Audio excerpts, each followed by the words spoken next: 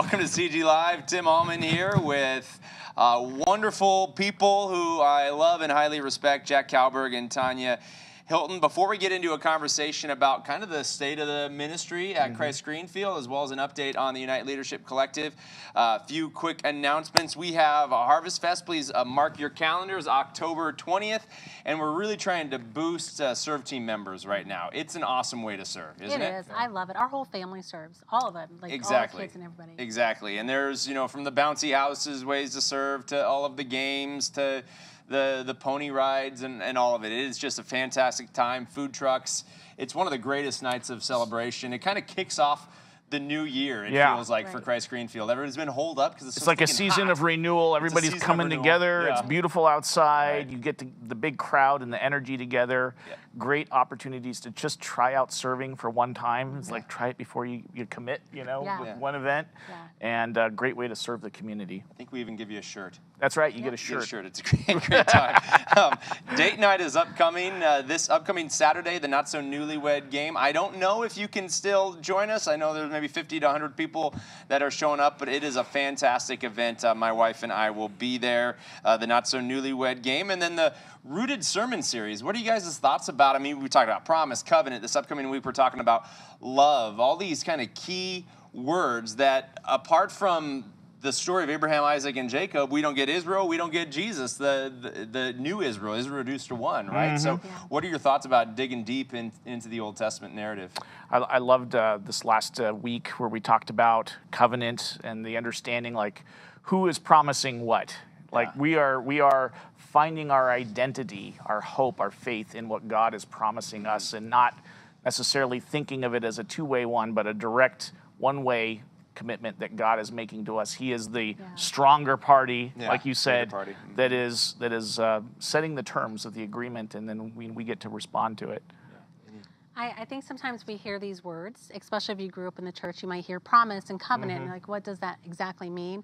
So I did love last week's episode, Michael's interpretation of it's actually God walking through, not us. I was like, whoa, that was pretty profound. You were at East Mesa? No, you preached that on Sunday. You preached that. Well, Michael, you said that Michael gave the inspiration. Oh, Michael gave the, yes. The truth, yes. See, I've already taken I responsibility. got to hear both, though. I was at both services. You guys did the same message. That was good. I was at the 10:45, so that one you're usually more like, hey, this is how it all happened. Yeah, I did. I didn't say that in the other ones. I took credit in 3 out of 4. No, it was totally Pastor Michael, who is our residential kind of Old Testament exegete guy. His congregation before, he studied with a Jewish rabbi who was a senior pastor at his former congregation, and then he comes to Christ Greenfield and he gets me. Geeks out on Old Testament stuff. Now he gets to be that kind of guy, and our team is better for it. I love the extra nos reality of the covenant. God going through 2 times to signal his work for us. We just finished reading a book called Extra Nos by the Lutheran rapper Flame. You all need to check out Flame. He is amazing. I've never been a huge fan of rap music, but I can sit there and listen to Lutheran rap all day long and totally get into it. And his book, which just came out from Concordia Publishing House, is really, really good. It tells his story and then kind of tells the story of why he went from kind of Pentecostal to Calvinist Reformed, a little bit of Arminian Baptist roots, and then went, oh my goodness, it's all about Jesus, the solas, etc., that discovered him.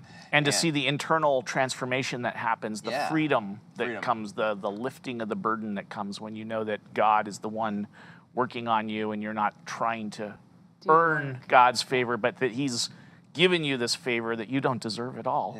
But and it's hard to grasp that reality for people. And that's one of the things. Well, that's not the way the world works. It's not the way the world works.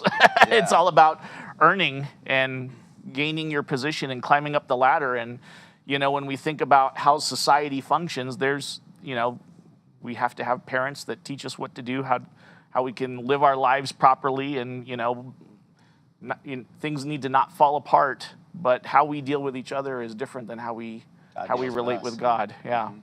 Yeah. So I love being a Lutheran. Yeah, me too. I love being a Lutheran who's on mission to make Jesus known. So that really is the mission of the Unite Leadership Collective. Tell us, Tania, what's new in the Unite Leadership Collective, uniteleadership.org if you want to follow us. Well, we had an exciting class this past summer. We just finished up. It was an 8-week class. We taught other Lutheran ministry leaders and pastors, future pastors, an 8-week course on leadership development, and it was phenomenal. Yeah. And I knew it was going to be good, okay? Right. I knew it was, but I was blown away by the responses. So many people that were just transformed through the whole process were in the very beginning. They might have been a little like, I don't know, how does leadership fit with our Lutheran doctrine? Yeah. And then seeing this transformation at the end where they just were like, this was amazing. I learned so much stuff. So it was very exciting. Because it was so well received, we have decided to put this on a learning platform that we're delivering to our audience. So our Christ Greenfield audience. Brand new platform. Yeah, but brand new platform that we're doing on Thinkific. Yep. So it's a learning platform that anybody, all of our audiences can explore. And if you're not following our newsletter, which you can go to uniteleadership.org to do that, but if you're not following our newsletter, we have an incredible discount available. So get with somebody and we can get that to you. Yeah. So we have that platform online, but it was also so well received that we also are now moving our accelerator program online as well to the same Talk about what platform. Accelerator was and now is. Yeah. So we had congregations from all over the U.S. come to us, and we would teach them a year-long cohort with other ministry leaders, leadership development skills, tools, tips, best practices. We would offer this for an entire year. They came to here. Phoenix. Exactly. They would come here. And so we realized that this could be a barrier, a potential barrier, just like The logistics don't work for everybody. It doesn't. Yeah. People, But so the many, teaching is valuable for everyone. Yeah. Well, so then how do you resolve that? Right. We were like, well, what's the barrier? How do we fix this? And we decided to move it to the learning platform. So over the next 2 years, we're going to be taking our content and putting it onto our learning platform, releasing it every quarter, just because that's the pace that we can do it. If we could do it sooner, we would. Yeah. But Give folks an example of the type of teaching we give, and we only give what we have also received over the years as well. There's nothing really new, revolutionary per se, but it is taking some first article principles and applying them to the work of the church. So, Jack, I'd love to hear one from you and then one from Tania. Yeah, so for example, one of the lessons that I had the privilege to teach online was about Acts chapter 6 and rethinking the role of deacons in the church, right? So we go through and we do a bit of a Bible study, and then we try to understand what exactly was the problem that they were trying to solve when they're trying to minister to the widows of the church. What was the conflict, and really like what was the underpinning solution that they were looking for? It wasn't just spiritual care, it was actually administrative support. It was like, how do we do the accounting properly so that people have fiscal trust that we're being impartial in what we're doing? And so we don't necessarily think about deacons that way, but it's an opportunity to rethink deacons as people in pastoral roles are thinking about how do they empower people to serve in the church. No, I love that. It's a great example. You do a great job teaching on that. What else? Learnings. So I come from more of a secular background, and we have some really great practices out there in the secular world. And it's a shame that we as a church don't embrace some of these secular practices, leadership skills, leadership, like how to be great leaders in your ministry context, and then apply it to the church. Like, we should take what's already out there, what's already been done, practiced, that we know works, and use it for good, use it to expand God's kingdom. So that's another great thing that we get to do, is we take these practices and then we Christianize it, I guess, for lack of better words. Or Lutheranize it. Or Lutheranize it, yes. Absolutely. So to close this conversation, Tania, what makes you excited about what the Lord's doing with the ULC? One of the missions with the ULC is that we equip the priesthood of all believers, and I am so excited that I get to be a part of that I get to see it not just in my own life, I get to experience being equipped, but then also doing the equipping, helping to equip other people too. It's exciting. And so we have amazing people on our team that work with us, that aren't just here. Renee Bennett would be here with us if she's on vacation, but she would have been here with us too. She's just working with her is such a blessing. Working with people like Rachel and then Kurt, and just a huge blessing as well. Amen. Jack. Takeaways? Yeah. That excite you about ULC? Yeah, I'm excited about the direction. I think that we have the opportunity to reach more people with the direction that we're going, the more online direction. We're seeing this model play itself out effectively. I mean, the stuff we're doing with Luther House is the perfect example of that. So I'm grateful with the partnership that we've been able to have with Luther House, because it allowed us to run this experiment, to produce the videos, which has now led to us launching our first online class, and it's been a very winsome, cooperative partnership that we've been cultivating to reach more people. Yeah, that's what I like about it. We always want to learn too. I mean, that's the beauty of it, is that we partnered with Luther House and we learned from them what are they doing that works so well, and we're like, hey, we could do that too. Well, and that's the heart of what we try to do with the ULC. I mean, the ULC starts initially with, we know Christ Greenfield needs to benefit from this. The ULC is all about curating the things around us. What can we learn from the outside world? What can we learn from within the Lutheran Church? What can we learn from other church bodies? What can we learn from the secular world? All of that being put into our context to support the mission that we have, and then support other churches that are trying to support their mission in their local context, right? Yeah. So if it's great stuff for us, why not give it away for others? Yeah, amen. So good. What I am always amazed by is how many women and men that are coming alongside the learning journey in partnership with Luther House of Study. And we're right now, I just got off of a call with a Greek and a Hebrew scholar who are looking to add Greek and Hebrew classes for all of our students. So if they want to take it, that's great. It moves toward one of the respective outcomes. I think it's outcome 2, actually, in terms of the Old Testament and New Testament kind of overview, and then being able to read the scriptures in the original language, which is an amazing gift. Not for everyone, but for some. And in the Lutheran Church Missouri Synod, if and hopefully when our students are recognized by the wider church, having Greek and Hebrew will be really helpful for that kind of feather in the cap. We are very, very in love as Lutherans with the Word of God. Amen. And the Word of God in its original form. So it's good to have some of our students even heading down that journey. So keep the Unite Leadership Collective in your prayers. UniteLeadership.org if you'd like to get more connected. We're going to be interviewing Flame. Yeah, I'm looking forward to that. Flame the rapper here in a month or so. So follow Lead Time, follow American Reformation Podcast, which come out every single week. All right, let's pivot now to Christ Greenfield. Jack, tell us about some of the recent staffing changes. We've had quite an August of new folks kind of joining our team. We have, and then even just reminding folks leading up to August, we had a change with ULC. Tania just took on a new title, Director of Engagement Development for the ULC. Yes. So prior it was ULC Administrator, and now your new role is actually taking much more ownership of the ULC, helping to steer the direction, helping to build the brand, helping to work strategically with our products. I call her my boss. You're like, what do I need to do? As it relates to the ULC, she's the boss, big cheese. Anyhow. Right. So in addition to Tania, we are welcoming on board Joy Hayden, who is starting her role as staff accountant. As Michelle O'Hare has retired from her role, and we're very thankful for her many, many years of service. Excited about Joy. She is an innovator, very, very tenacious, very creative. She's already in her first few weeks serving as staff accountant, starting to look at how can we process our credit cards more efficiently. So that's really exciting. Very useful. We are very excited to be welcoming on board Dan Morton as the campus director for Gilbert campus, and he's already been working in that role for a few weeks, and I am just very excited to have him in this role. He is a great galvanizer of people. He knows how to get people rallied behind a cause, and just a very thoughtful thinker about everything that we're doing to engage people. He's owning the campus. He's taking great ownership, and I love it. We are welcoming back Matthew Frabel as worship director for traditional services at Gilbert campus. And working in partnership with our school. And working in partnership with the school. On our team. It's very exciting.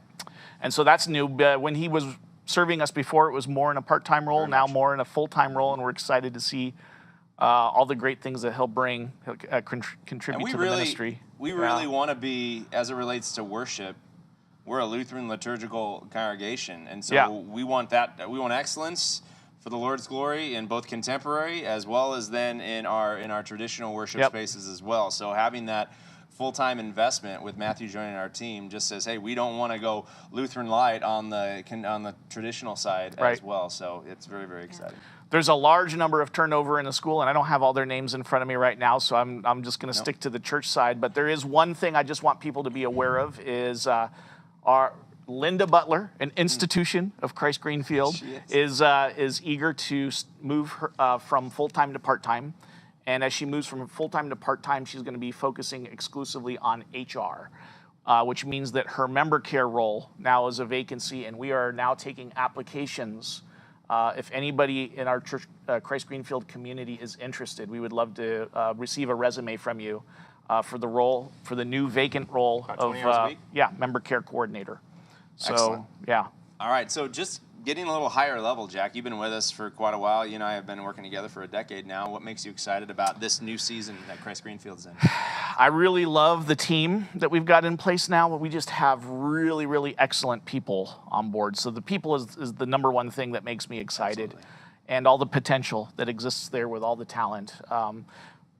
The thing that I can't ignore, because it's right outside my window, is the gigantic gym that we're building. And it is really cool to see it take form.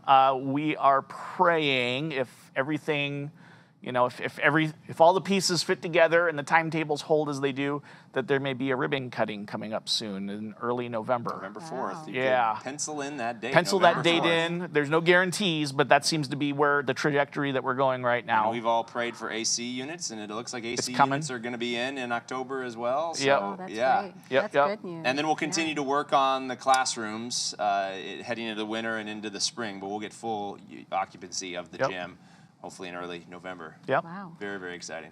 Some of you may have already heard about our Red Braille Studio. This is a brand of Christ Greenfield's. It's under the family of ministries, and they are now working on a full feature film, which would be called Wretch Like Me. It's a very, very creative, interesting project. I just spent Todd and I had a retreat with another producer, and this really great time kind of understanding how this process unfolds, and I'm really excited that we're kind of getting invested into some creative projects like that. I think there's a real opportunity to contribute into the creative film space and have that be a voice of ministry and evangelism. And we'll be making some investment opportunities available for those of us who are in the Christ Greenfield family toward this film being produced sometime in early 24. Yeah. And then it's a long journey. So don't think like, oh, it's produced and then it's out like in the spring or something like that. It gets produced and then it goes to different film festivals and it goes to different producers, some bigger producers. And then there's a whole distribution strategy. Who may end up distributing it, buying, purchasing it, all that kind of stuff. So it's a fun journey to be on. This is our first foray into a full-length feature film written by our very own Todd Freeman, who is an incredible talent. And I've had a chance to see the proof of concept film that he's put together, and I'm very excited about it. Absolutely. Yeah. As you look at Christ Greenfield, Tania, what's making you excited? Well, I mean, having Dan Morton on the team too, I think that's pretty exciting. The Morton family is just amazing people. Like, I love Tina to death. And so having his presence on campus, not just seeing him in the traditional side, but seeing him on the contemporary side too is exciting. And I'm with Jack, like the people, working with different people as you have different people coming in for different seasons, people who serve, seeing a lot of people through the spiritual care team. There's some plans to kind of expand the role of the spiritual care team too, to just serve in more ways, to care for people where they are. So I just love working with the people too. And Christ Greenfield has a lot of talented people. Just getting them to serve would be great. Shout out to our co-vocational pastor, Jeff, who did a wonderful work with our We Care, now spiritual care team, and now Pastor Michael, in partnership with you and Jem Parks, are leading that team. And it feels really good to know, as much as we can allow, people are not slipping through the cracks. COVID was a strange time, but now we know where our people are and how they're engaging with us, and even helping them use technology to stay connected with us more, and having at least a weekly connection with everyone in our congregation that is homebound, based on the work of the spiritual care team. That's next level. And Jen and her team, we kind of divide and conquer in our areas, and that's the other thing too, is serving in the area that you're gifted in. Jen's got some gifting that she's great at just organizing things, so she's the one who organizes all the. She does not let people slip through the cracks. She's always texting me, "Are we doing this? Or is this person checked up?" And she's just so good at that. Yeah, I love that about her. So if you'd like to join the spiritual care team, you can reach out to us, info@cglchurch.org, and we'd get you connected. Or if you wanted to join the Unite Leadership team, we always need help there in terms of social media. We're trying to expand our reach there. So reach out to Tania as well, uniteleadership.org. Okay, Jack. One more exciting thing to share. Some of you have heard our initiative. We call it 3M, multi-site, microsite, and mergers. Yeah. And so if you go driving around in Queen Valley, which is way out, You happen to take a drive. way out past the Renaissance Festival, right? Into this 60. beautiful, beautiful community called Queen Valley. As you drive in there, you'll happen upon a sign with our logo on it, which says Christ Greenfield at Queen Valley, because we are in a process of merger. It's not finalized yet. There's multiple steps that are going on, and so as we kind of agree to the step, then you can kind of say we've moved along that process. But right now we have agreed in principle with Queen Valley Lutheran Chapel that they will be using our brand as we staff them and provide them with sermons and all that stuff. So, yeah, it's a very exciting journey. It's very exciting. Vicar Tim Unick is serving them last excellent year. Job. This last Sunday, he was actually out with their small group, about 10 people in a home. They took in the traditional service, and then they celebrated the Lord's Supper together. So very soon you'll be seeing that on our website as a third potential worship location. You can go out there and experience Christ Greenfield worship way out in Queen Valley. I love it. All right, last but not least, what would it be to have Jack Kalleberg on and not talk about finances? We have to talk about... No, give us an update on where we are as a ministry. Yeah. So as we close out the year, our fiscal year ends July 31st, and as I was presenting to the voters a few weeks ago, we hadn't had the books officially closed. We're still not officially closed yet because it takes a lot to go through and dot every T and dot every I and cross every T. So what we're looking at is a operating surplus for the year around $80,000 to the positive, and a lot of that surplus was driven by revenue in the school. Next year, as we have finalized our budget for next year, we're looking at a budget that's shifted from $6.2 to $6.8 million. So it's grown significantly. Most of that growth continues to be in our school. Our school is absolutely packed to capacity. And if you ever go around our campus and look at the different facilities, that we have, every room where it's feasible to turn into a classroom, we've turned it into a classroom because we don't want to say no to these kids, and the value of our education is so valuable to the community. So, shout out to the school, man. Yeah, excellent. We appreciate them. For our giving, that's on the church side. If you look at the pattern of giving, it seems to oscillate a little bit. Some months we beat our budget. Some months we get a little bit short behind our budget. It kind of goes up and it kind of goes down. But if you look at, let's say, a 12-month trend of our giving, you would say that it's flat and just maybe a hair down year over year. So we are looking at the factors that are going on to it. We believe certainly a prolonged capital campaign is certainly a factor. And then, unfortunately, there's a lot of macroeconomic indicators that may be impacting that as well. When we survey the congregation, we're seeing a gigantic spike, actually, in the number of families that tell us that they're concerned about the economic environment. And certainly if you look at gas prices and inflation and stuff like that, you can see why that would be the case. Yeah. So, yeah, it's an amazing time to be a follower of Jesus in the midst of the uncertainty of this day and age. Actually, when we give of time, talent, and treasure, it's a direct assault against the fear that Satan wishes to bring upon our hearts. How much is enough?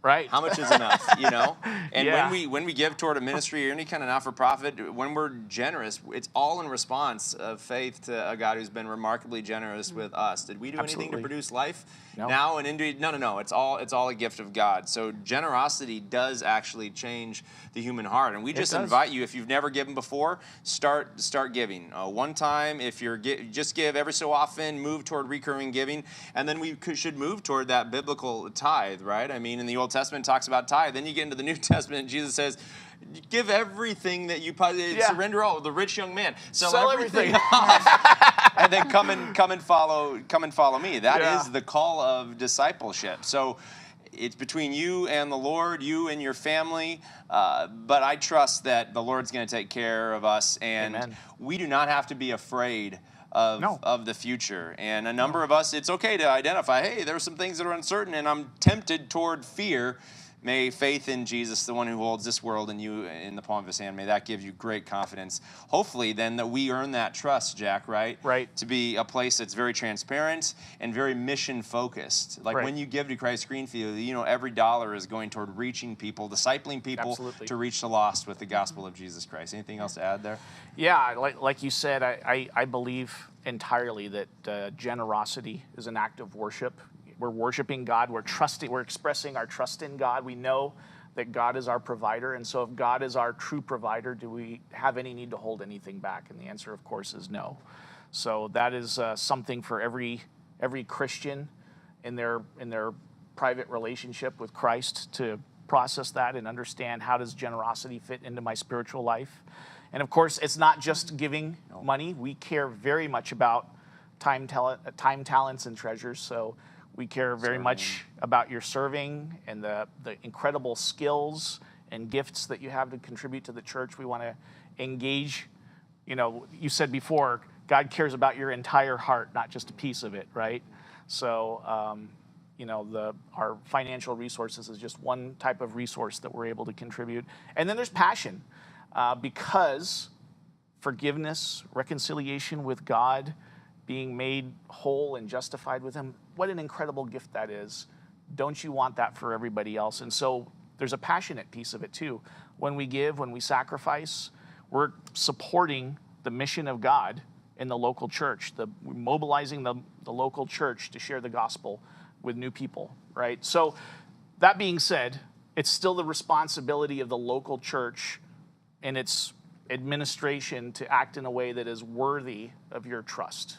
So I can share a few things of what we try to do to make sure that we're going above and beyond to earn your trust and be transparent with the money. The first thing is we, every year, and this has been probably close to a half a dozen years now, have our finances audited independently. We have an independent CPA firm that comes in, audits our finances, and they give an opinion. Are we acting appropriately? Do we have good internal controls in place? Are we accurately reporting our finances? And we have now, for about a half a dozen years now, had a very clean letter from our auditors, which that in itself is not impressive. What was impressive was that the first one that we had that, having not had auditors in for decades, right?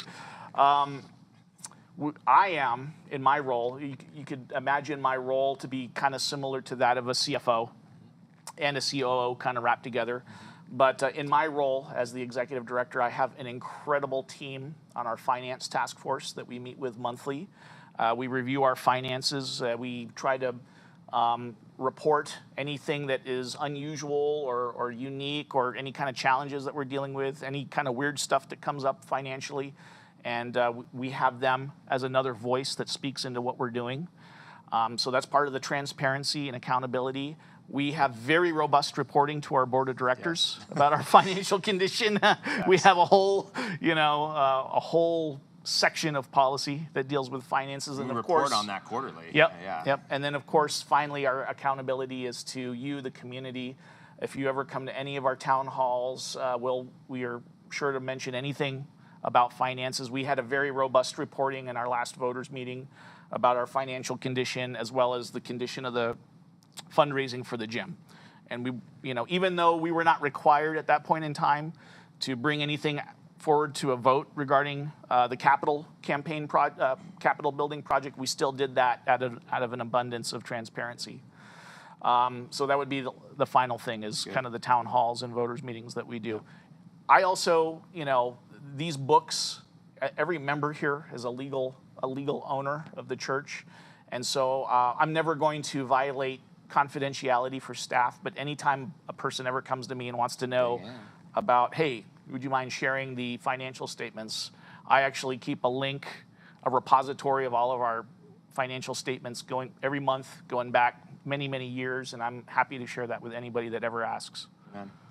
Anything to add about financial transparency, and hopefully that gives you as a member of Christ Greenfield it's a big responsibility. I mean, to have this responsibility to care for so many finances coming in and then coming out, that is a big responsibility. And I do appreciate as a Christ Greenfield member that it is so transparent, that if I ever have any questions or want to look, which I think honestly goes above and beyond. I wouldn't expect any other organization to do that. I do feel the pain, as many other families do, of the uncertainty of our nation. But then I'm constantly reminded of, the Lord's Prayer where, give us this day our daily bread. And how much more can we ask for than and just trust in today. We're not called to worry about tomorrow. And I know it's hard as a parent. We have our retirement funds and you're constantly worrying about tomorrow, but God just calls us to ask for our daily bread for today. And so if somebody is hesitant or fearful, which I have been in that boat myself, I would just ask them to pray for that too, to not be fearful. That's the enemy. God doesn't ask us to be fearful. He's asked us to trust. And the joy that we get to, both in our school and our church, pass on the faith to the next generation. It's incredible. It's an incredible privilege. We have a confirmation class, which is just kicking off. I get to teach this Wednesday night, and we got close to 60 kids in our confirmation. And then what do you get? What are we giving to a Christ Greenfield? No. You're giving toward life transformation. Yeah. Right? You're giving toward kids who declare Jesus as a crucified and risen one. All the testimonies we just heard this summer. I mean, it was so extraordinary. Yeah. So, No, I have to share. This is like, when you get different churches together, you'll always have church workers maybe kind of boasting a little bit about what we do this really well. So I was with a bunch of pastors and executive pastors, which would be like my equivalent job in a non-denom church, and we were giving a tour. We were getting a tour of a facility, and this gentleman said, "Oh, look at this place. It was the youth space and it looked like Disneyland." He said, "Every Sunday we got 500 kids here learning about Jesus," and everybody's like, "Wow, that's amazing." And then I was able to reflect to myself, saying, well, every single day of the week for 8 hours, we got 500 kids at our school learning about Jesus. Exactly. And there's nothing more that I'd want to boast about than the work that it's doing there. I'm so very thankful. Next generation. So fun. So we pray that was helpful for you, knowing a little bit more about the Unite Leadership Collective, as well as the state of the union here at Christ Greenfield, our family of ministries. Wherever you are in your journey with Jesus, just take that next step. Jesus is ahead of you. He is within you. He is leading and guiding you, and it's a wonderful joy to partner in the gospel with you, Tanya, and you, Jack. It's a good day. Go and make it a great day. Thanks for joining us on CG Live. Thank you. Yeah.